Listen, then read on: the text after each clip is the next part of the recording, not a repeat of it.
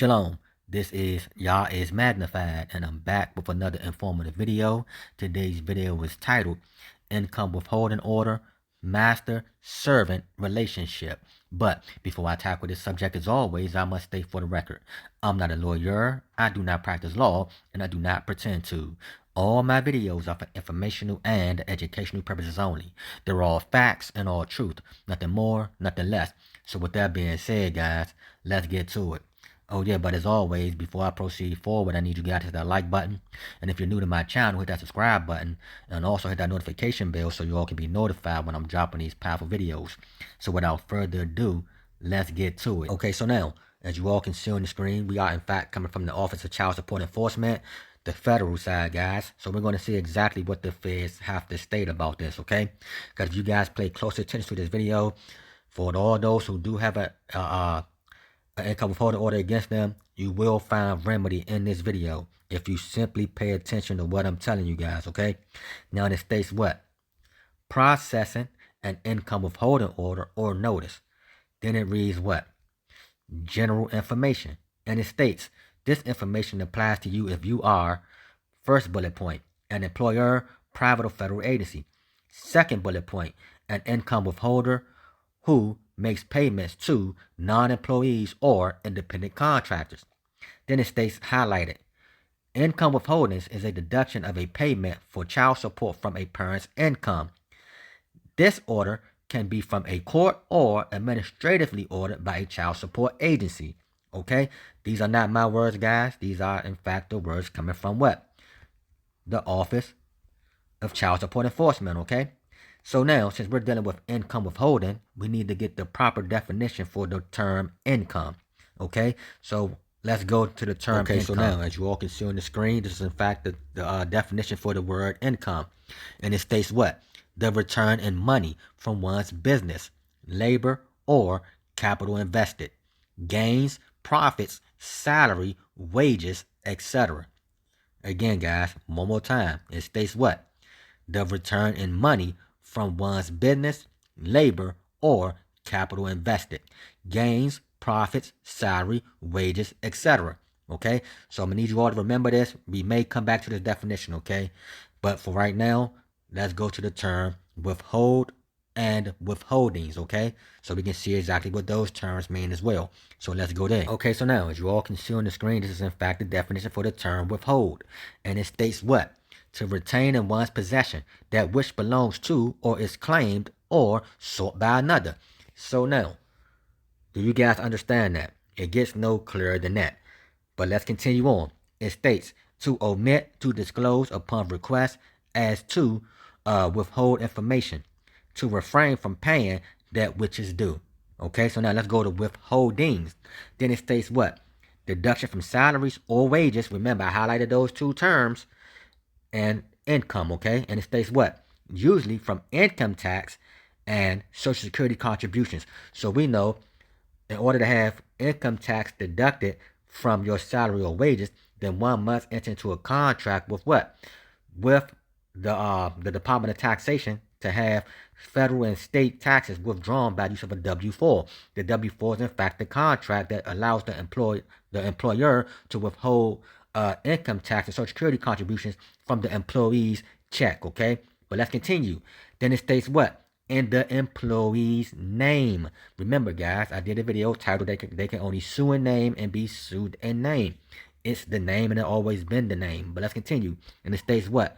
To the taxing authority. Okay? So that's what a withholding is. Okay?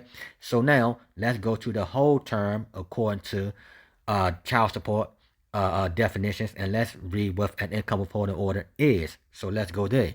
Okay, so now let's go over the definition for income withholding order. And it states what? A court order providing for the withholding of a person's income by an employer, USU, to enforce a child support order, also termed wage withholding order, wage assignment order, wage assignment, attachment of wages. So again, guys, so by reading the definition, we see that what? The employer, that's why it has it highlighted, will do what? Will deduct from its employees' check, right? and turn a portion of his income over to a third party known as the Child Support Enforcement Agency, all because of an alleged court order, okay?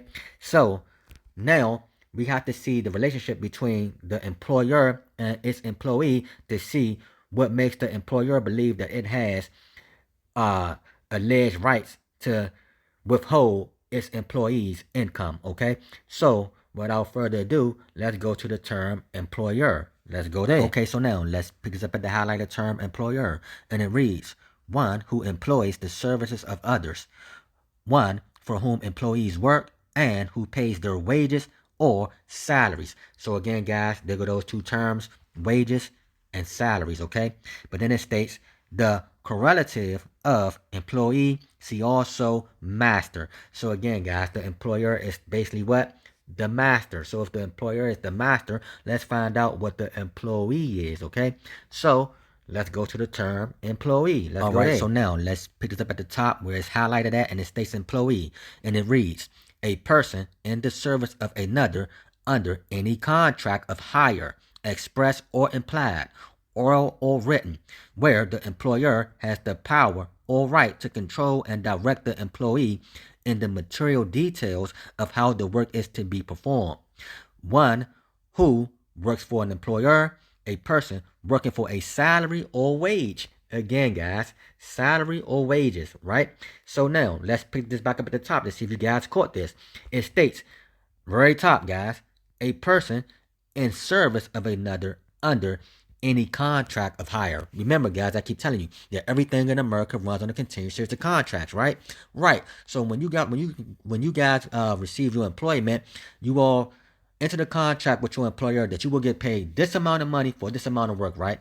Right. So if you're not getting paid the amount of money that you should have been getting paid directly from your employer, then that's a breach of what, guys? That's a breach of contract between the employer and the employee, and it's just that simple, guys. Pay close attention to what's really going on so you all get this remedy. But let's continue. Then it states what? Servant, right? Right underneath what? Employee. Let's go to servant. Servant is what? Synonymous with employee. However, employee must be distinguished from independent contractor, officer, vice principal, agent, etc. So now we see that a servant is a servant is in fact an employee, or an employee is a servant. They're both the same. That's why you have the master, who is the employer, and the employee is the servant. So there's a master-servant relationship when you're applying and working at these jobs, guys. But now let's read the next paragraph where it states the term, right? It states, the term is often specifically defined by statute, e.g., Workers' Compensation Act, Fair Labor Standards Act, guys. So now, what is fair labor standards? What is labor? Okay, so now let's go to the term income. Like I was telling you guys, we may have to go back to that term income because income is what? Income is labor. So now let's go back to the term income just for you guys to get a reminder of that as well. So let's go back to the term income. All right, so now we're right back at the term income. And it reads again, guys, the return in money from one's business, labor, or capital invested, gains, profit, salary, wages, etc. So now let's go to the term labor, so we can see exactly what labor truly is, guys. Let's go there. All right, guys, let's pick this up at the top where it states labor, highlighted, and it reads work, toil, service, mental or physical exertions. Term in its ordinary use is synonymous with employment, job, or position. Term normally refers to work for wages. Again, guys, there it is again. Work for wages. But let's continue. As opposed to work for profits. Though the word is sometimes construed to mean service rendered or part played in productions of wealth and includes superintendents or supervisions of work. So again, guys, we see that labor also includes wages, right? But let's continue deeper, guys. Let's go a little bit further with this. So now let's drill down to labor contract, guys. And it reads this. Contract between who? Employer and employees. So again, guys, there's a contract in place between you and your employer, okay? Now, if your contract states that you should be getting paid this amount of money for working these amount of hours, and they must pay you that money and not a third party, then if they give your money to anyone else, then that's a breach of contract, guys. But let's continue on. It states, which governs working conditions, wages, fringe benefits, and grievances. Then it says what? See collective bargaining agreement, master agreement. Again, there it is, guys. What? Master agreement. Master agreement between what? Master and servant, okay? But to further prove this, let's see what the Bible states, right? Because the scripture tells us that what? A hired man should be what? Worthy of his wages. Let's go there. Okay, so now we're coming from 1 Timothy, right? 5 and 18. And it states what, guys? For the scripture says, you shall not muzzle an ox while it treads out the grain, and the laborer is worthy of his wages. So again, guys, we see that even the scripture supports everything that I'm telling you guys, okay? And to further prove that, now let's go back to the Department of Health and Human Services, or the Child Support Enforcement website that we were just on. Let's go back there real quick. The Health and Children and Family Services. Let's go back to that website and let's see what they say, just in case you want to do what? You have a right to do what? You have a right to dispute what? The income withholding order. To further prove that, okay, so there, as you all can see, we're right back at the Office of Child Support Enforcement website. This is the federal side again, guys. So now, let's pick this up where it states processing the order / notice. But let's scroll down to the last paragraph right here. Highlight it, guys. That states what? Only, let me highlight the whole thing. It states what? Only the NCP has the right to dispute the terms of child support, IWO, and should contact the issuing agency or tribunal. So again, guys, only the NCP, which is short for the non-custodial parent, has the right to do what? To dispute the terms of the child support, IWO. So again, you have a right to challenge the IWO, guys. But let's continue. As an employer or income withholder, you cannot contest an income withholding order. However, you must contact the issuing agency if you cannot implement the withholding, because a withholding for current support is already in place for the child and NCP, right? But it don't have to be for these reasons that they're trying to state, guys. Any reason that you can bring to the forefront and prove that they don't have a right to garnish your wages, okay? Then you can enter that and you can challenge these things, okay? To further prove that, let's go to an IWO itself. Let's go there. Okay, so this is the income withholding for support, right? And this states what? Amended IWO. The box check was for Child Support Enforcement Agency. So the Child Support Enforcement Agency issued this IWO, not the court, not the attorney, not a private individual, etc.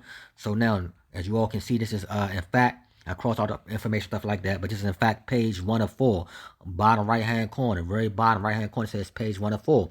So now let's go to page 4 for all those who in fact have an IWO against them, right? And again, we see at the bottom of this, it states what? Page 4 of 4, bottom right hand corner. But now let's zoom back out, right? And it states what? Highlighted area. To employee / obligor, right? So this is the reason why I tell you all to continue to always respond back when you receive documents, okay? And it states what? If the employee / obligor has questions, contact Maria. But in your situation, it's going to have the person whose name that you must contact from the agency or from the court or whoever issued the order, okay?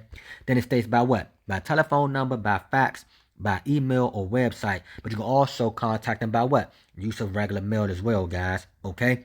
So this is the reason why I tell you all to open the mail. If you receive anything, respond back to it. Why? Because you can contest these things, okay? But you have to properly contest them, all right? So again, that's all I'm going to do for today, guys. This is Remedy right here, okay? So now, let's get this right wisdom, this right knowledge, and this right understanding. I'd like to give all glory and honor to the Most High Yah. And also cop that merch, guys. And if you need my help, hit me up in my email at yahismagnified@gmail.com. With that being said, I say shalom.